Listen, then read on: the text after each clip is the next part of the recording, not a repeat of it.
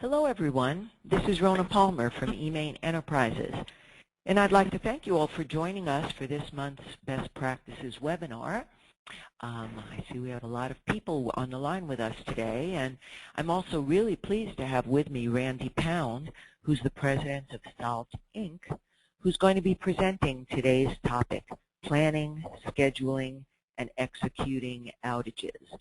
And Randy is not only the president of Solved Inc., which is a consulting company providing operational excellence solutions for clients around the globe, but he's also had a 29-year career, I think he must have started when he was 5, in leading maintenance and reliability, manufacturing, safety, engineering, quality, and R&D positions at different world-class corporations, including Georgia Pacific Corporation, International Paper, and Cintas.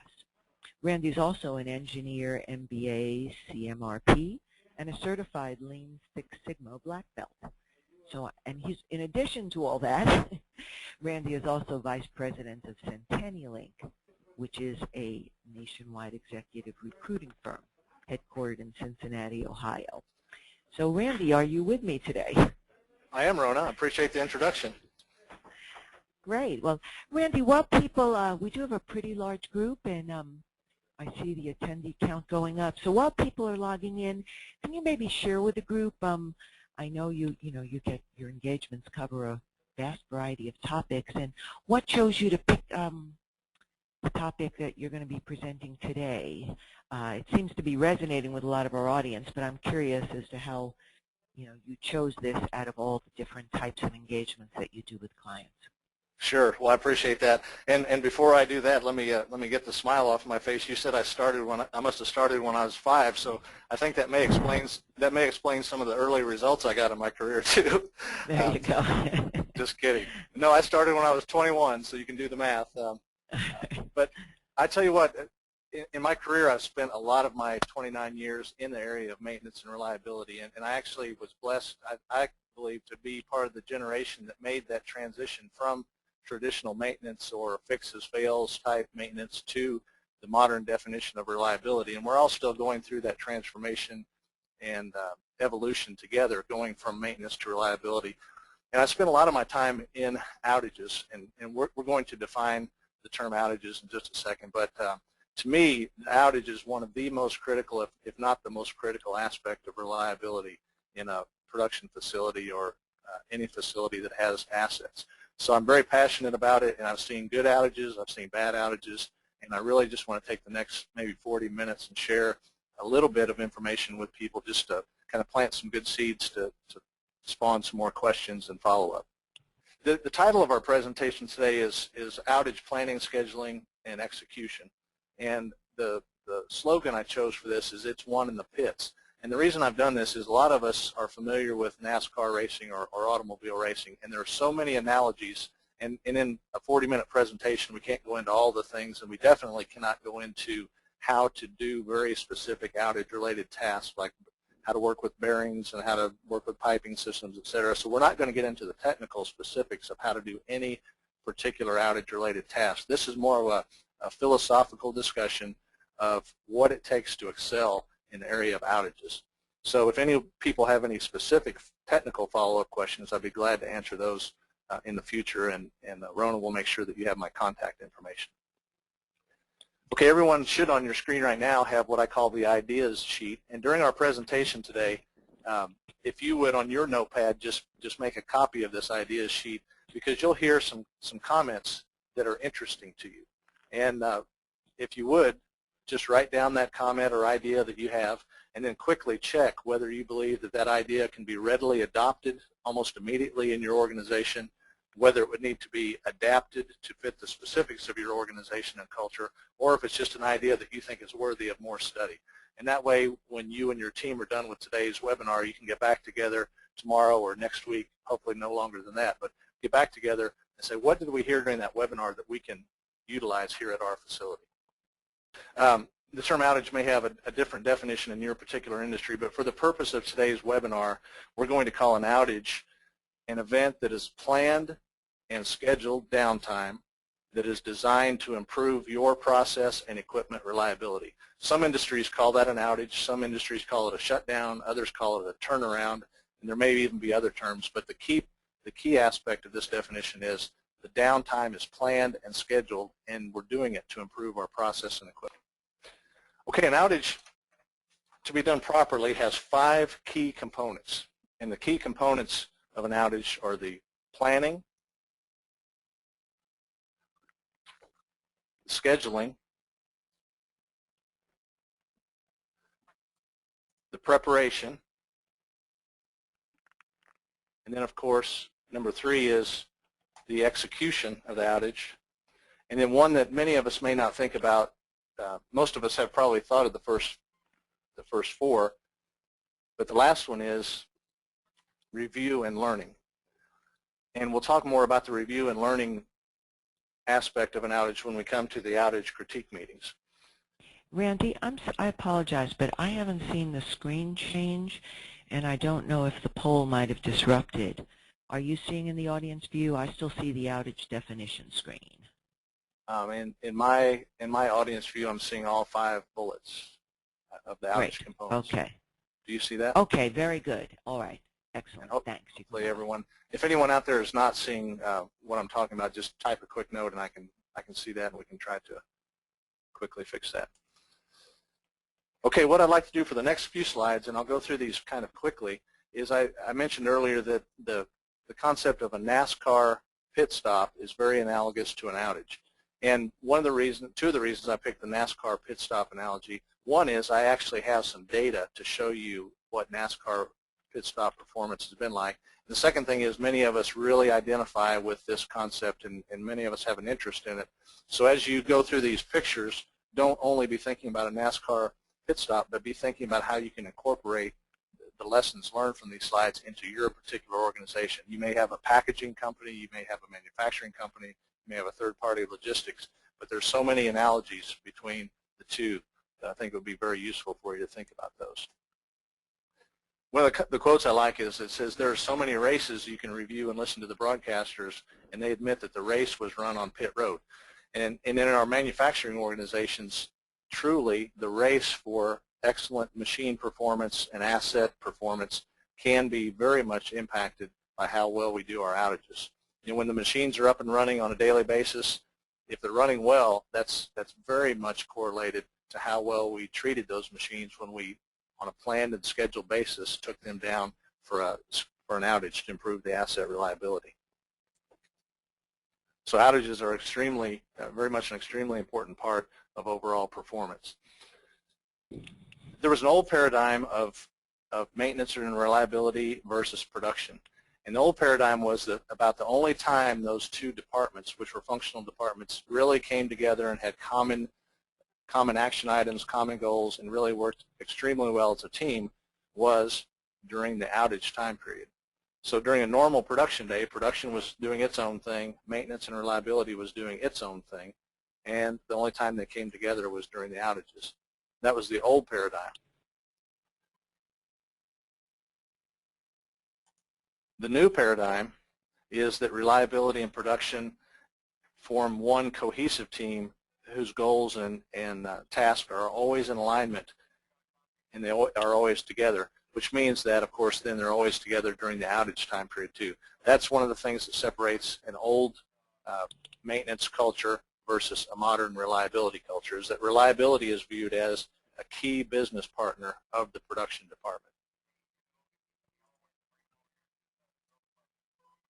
And again, the pit stop is NASCAR's outage. One of the reasons I picked that was we actually have data. And if you look back in the 1950s, 1960s, to do a pit stop in NASCAR, and the definition of a pit stop is changing 4 tires and refueling the vehicle. So changing 4 tires, doing a complete refueling. In 1950, the best of the best were doing that in 210 seconds, which is nearly 4 minutes. And you can see that by 1960, we had gone down to 1 minute for a pit stop.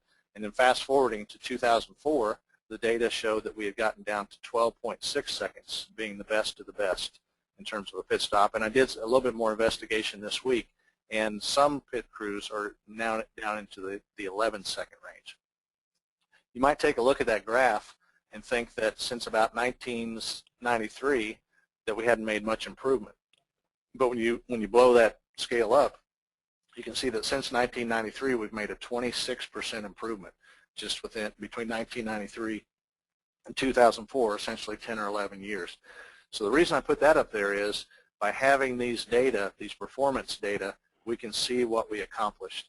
And my question to you would be, this is not one of the poll questions, but my question to you and your organization is, do you keep sufficient data so that you can actually know what improvements you've made?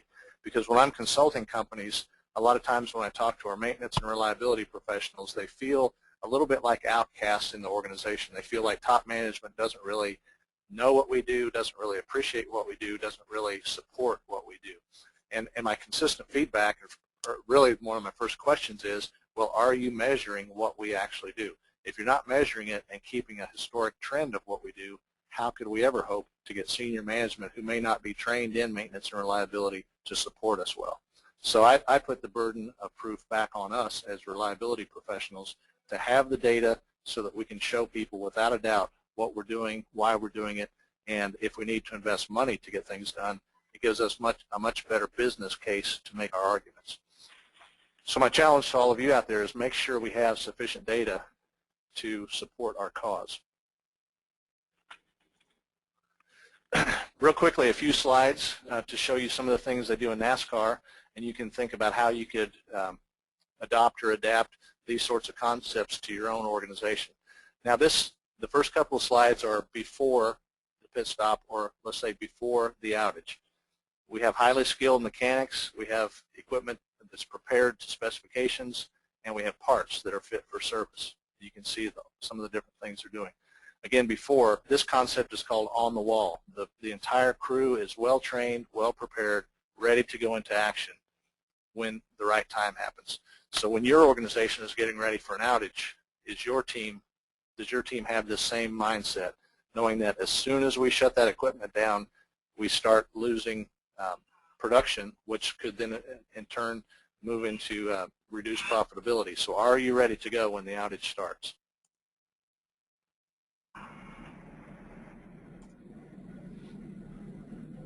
Okay, then during the shutdown or during the outage, we have very skilled people who have defined roles and responsibilities.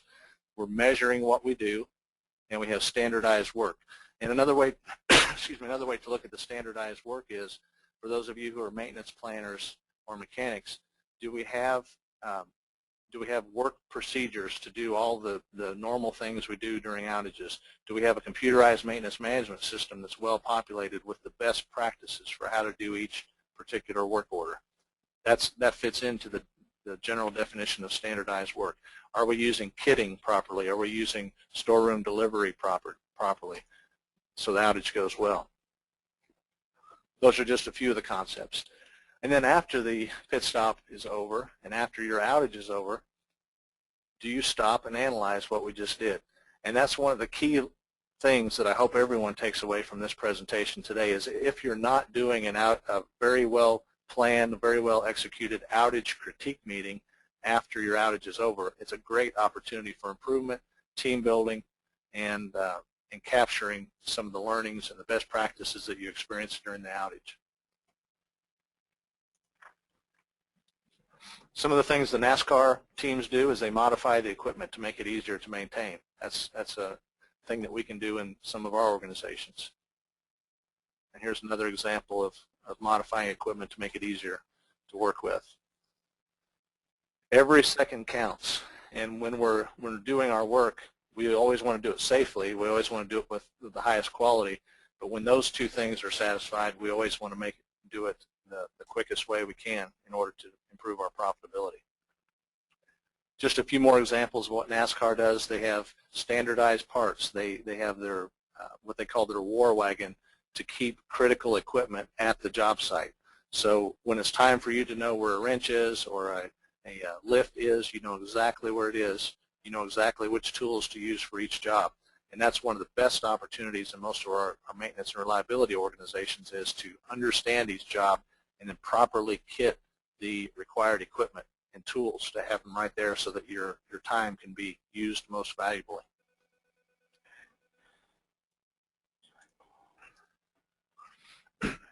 Just another couple of examples. In the NASCAR system, in order to properly prevent problems and then troubleshoot problems, every error control valve is dedicated to the same tool every race. So that if there's a problem, they immediately know which valve to go to, which hose to go to, which tool that goes to.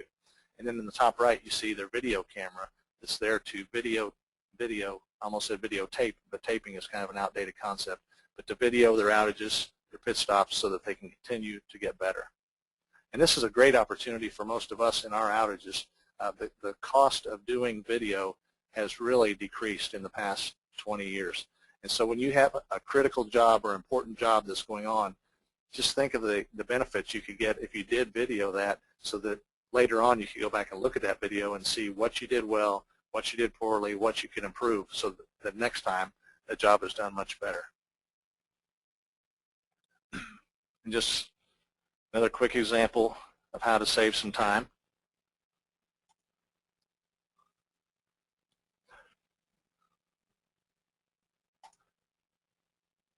I'll just go through these slides quickly to make up a little bit of time here.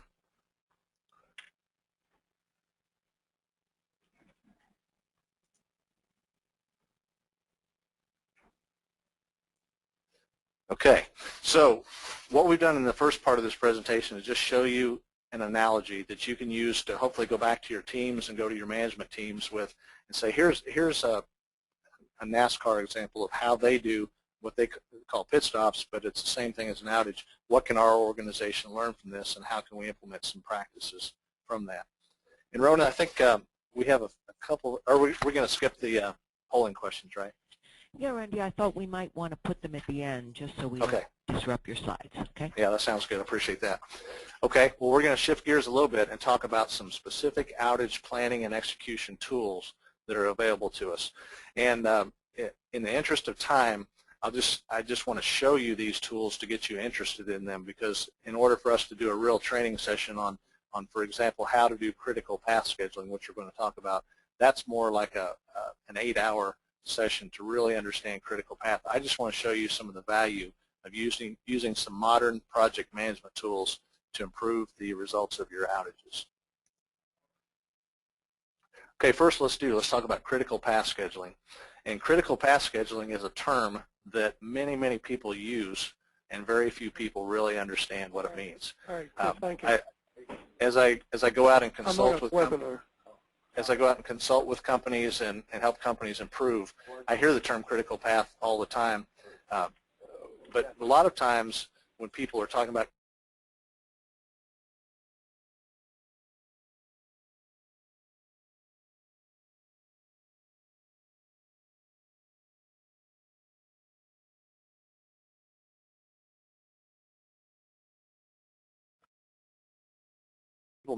people mistake the term critical job or important job for critical path. And I want to show you what critical path really means today. Okay, we already talked about what an outage is, so we'll skip through that one kind of quickly. But two more good questions to ask are, when does an outage start and when does an outage end? And you may say, well, those are just very basic questions. But I would almost guarantee if you go throughout your organization and you ask the production people, potentially your technical people if they're doing vessel entry testing, and if you ask your maintenance and reliability people, when does an outage start and when does an outage end, you might get several answers. And one of the quickest opportunities you can have to improve your performance is to get everyone to understand and identify the same task as the starting point and the same task as the ending point of an outage. And I'll discuss that. Okay. A team's best performance will occur when outage completion is defined as being that point in time when the asset or production line sustainably returns to first quality production at the desired production rate. And this definition is kind of long, but it's very precise, and it's very clear when you read through it a couple times. What I've seen in a lot of organizations is sometimes people will say the outage is over when the machine starts producing something or when the machine starts running. But in order for the team to really come together, we need to define the outage completion time as that point in time when that machine or asset returns to first quality production at the desired production rate. So therefore, if it's making something but it's making it poorly, the outage is still not over. If it's making something well but it's still making it below the desired production rate, the outage is still not over, because the machine was most likely producing first quality production at the desired production rate when we consciously shut it down. And so what we need to do is return it to that point. So that should be the point at which we say the outage is completed. And if you do anything from today's webinar, I hope that you'll get every group in your organization to use that same definition of outage completion.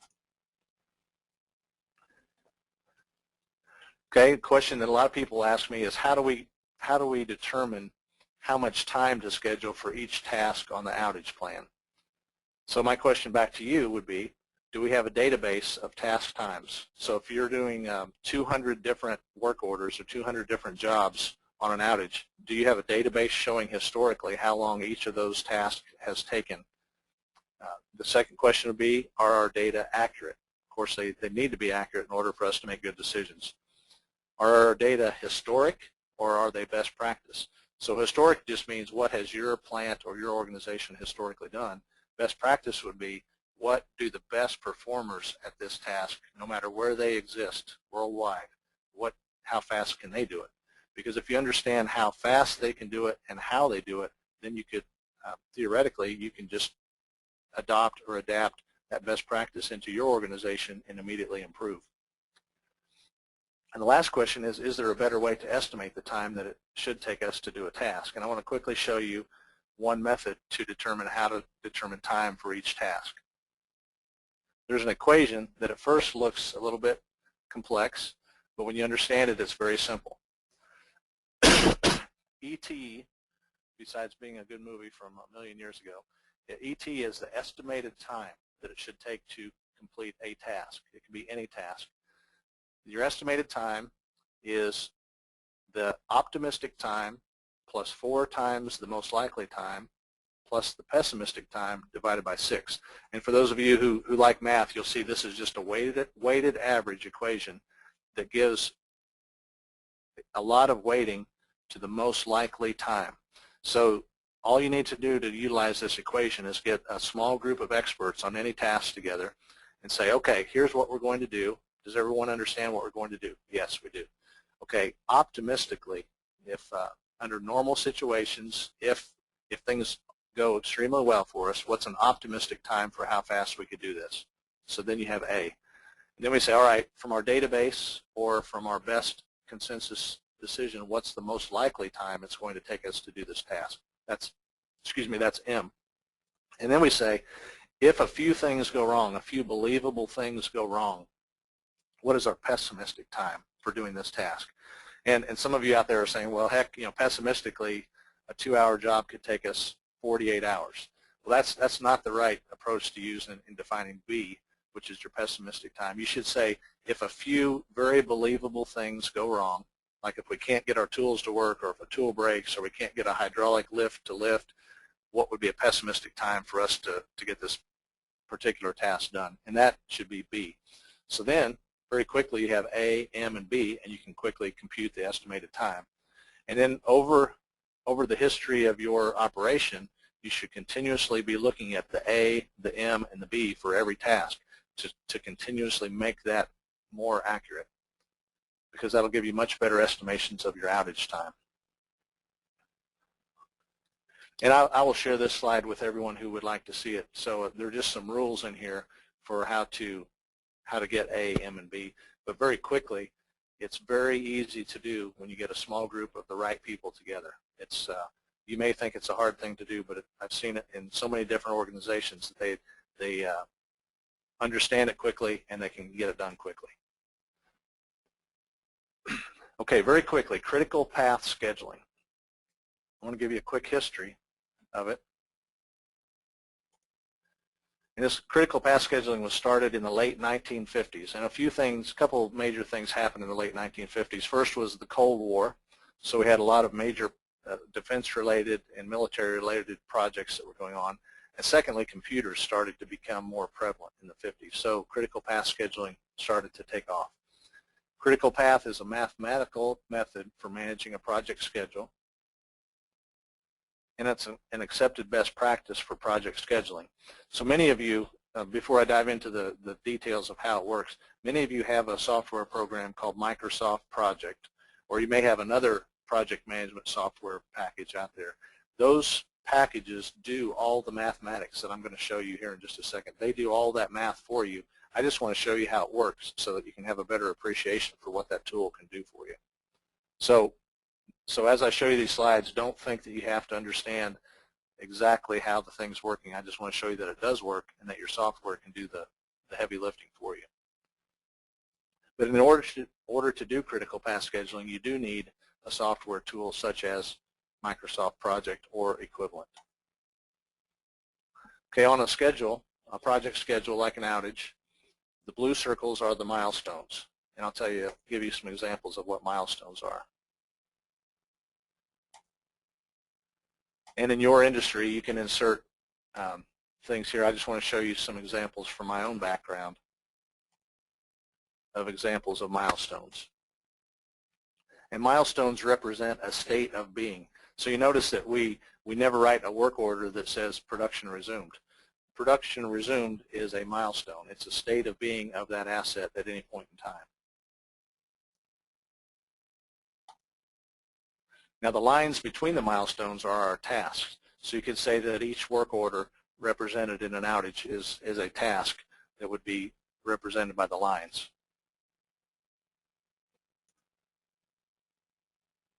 And then we complete tasks to move us from milestone to milestone.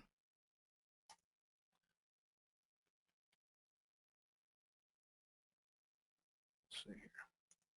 There we go.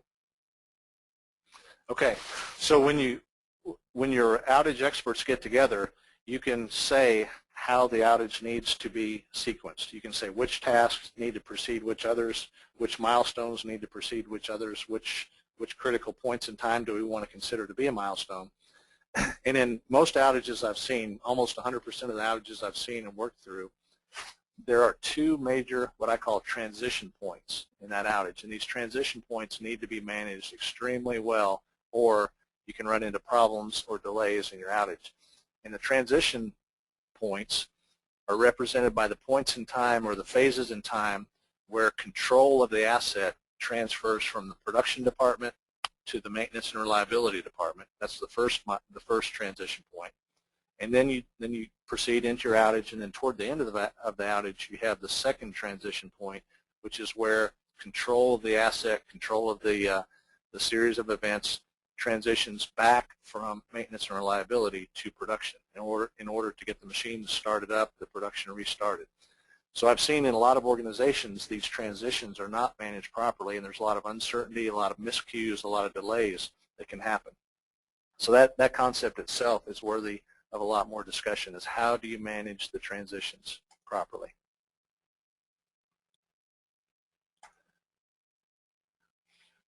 Okay, so what is the critical path? And we've just laid out a very simple outage on this diagram right here. And you notice we have several milestones. We have 6 milestones, excuse me, separated by a bunch of work orders or a bunch of tasks that have to be done. Now, based on that equation we talked about a few minutes ago, we have estimated times for each of the tasks. And you can see the estimated times, and you can put in whatever units of time you want, whether it's minutes, hours, days. The unit of time doesn't matter. Just the fact that you ran the equation and have the estimated time for each task is what's important. Okay, what your software will do for you, your Microsoft Project software, it will calculate things called the early time, the late time, the slack time, and I'll just show you quickly how this works. And if we did a training class for your organization, I could show you exactly how the T early, T late is calculated and what it means. But for every task in the outage plan, you're given an early time and a late time. Now the definition of slack time is the difference between the early time and the late time. So you notice in this diagram right here, in the slack time category, there's only one activity, which is milestone number 4, one milestone 4, that has any slack time. So the definition of the critical path is the path through the outage plan that has 0 slack time.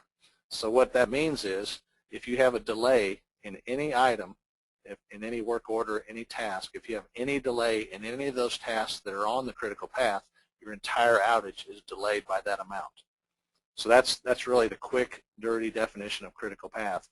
So that way you know exactly which tasks and which milestones are on the critical path, so you can keep the proper focus on those, so your entire organization knows the critical path and does everything in its power to not sacrifice anything on that path.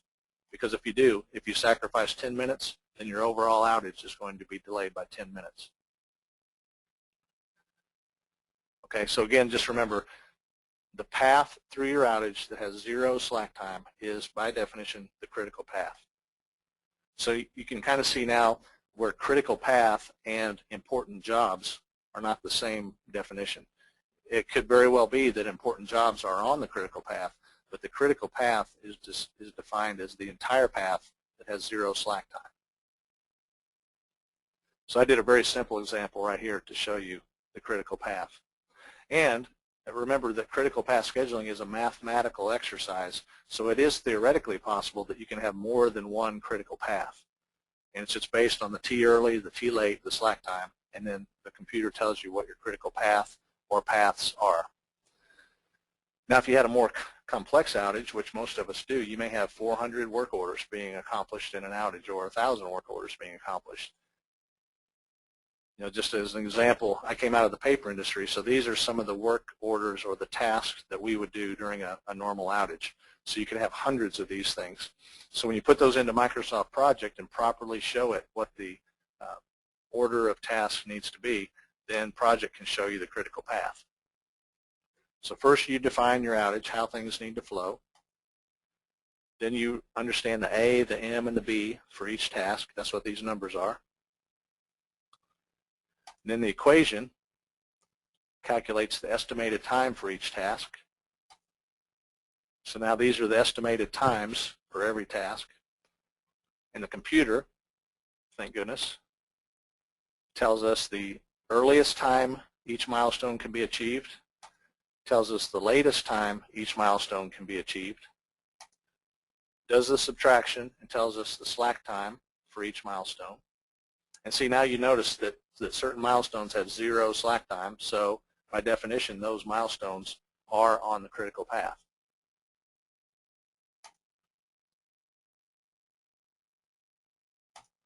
So for this particular example, when you're talking to your managers and your teams about which path through the outage we really need to keep our focus on, the path would be milestone A, D, G, L, M. If we lose 5 minutes in any of those tasks on that critical path, the overall outage is extended by 5 minutes. So that's how it works. And just a very quick example for you to show you what your computers can do for you. Okay, the critical path is not questionable, it's not fuzzy, it's not political, it's not ambiguous, and it's not up for debate. Remember, this is a mathematical model. So if some of you work in organizations like I've been part of, sometimes people try to argue politically what the criticality of anything is during an outage. And now we actually have a tool called the critical path, and we say, listen, you know, there's nothing political about this. Mathematically, here's our critical path, and this is what we're going to focus on. It is what it is. And also it's important to know that the critical path includes tasks of all kinds, not just maintenance jobs. So in order to do a maintenance job, we often have to do lockout, tagout. We have to do vessel entry permitting. We have to do cleanup. We have to do lubrication.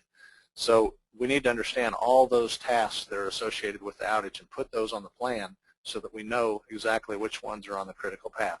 And I've actually been parts of organizations where the people doing the vessel entry, or what we sometimes call sniff testing, the people who do the vessel entry testing are on the critical path of the outage. And prior to us using this technique, nobody ever thought of that. So we just would wait around on jobs until the people who are properly trained to utilize that equipment can make it in. So once we started using critical path scheduling, we knew that we, first of all, needed more qualified vessel entry testers. We needed more vessel entry testing equipment, and we needed to better coordinate the activities of all the people who are doing vessel entry testing.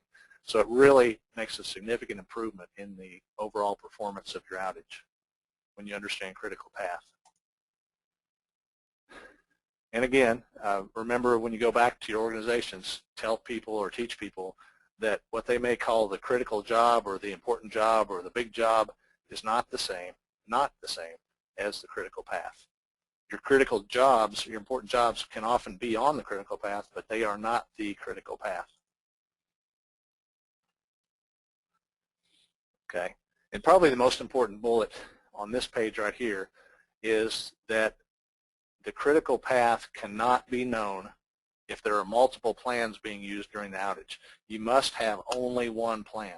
So if you have production people involved in the outage, maintenance people, maintenance reliability people, technical people, suppliers, contractors, customers, if that's applicable, you must have every activity on one plan, or else you really truly cannot calculate or know the critical path. And that may be a change to some of us in our outage planning philosophies or methodologies. Okay, people are very important to an outage, and we're almost to the end here.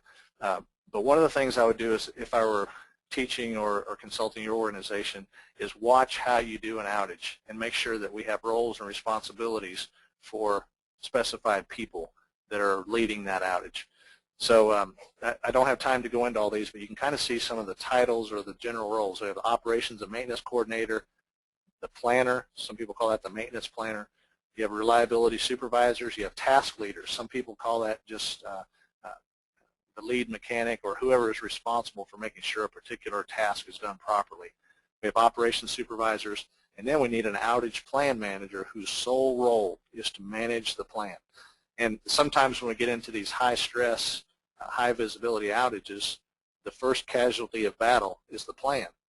And that's just crazy for us to do that. If we put all this effort and thought into the plan, we need to have someone who's managing that plan to make it happen.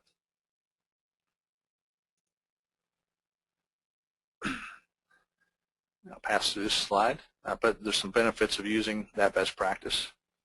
Okay, the outage critique meeting is very critical.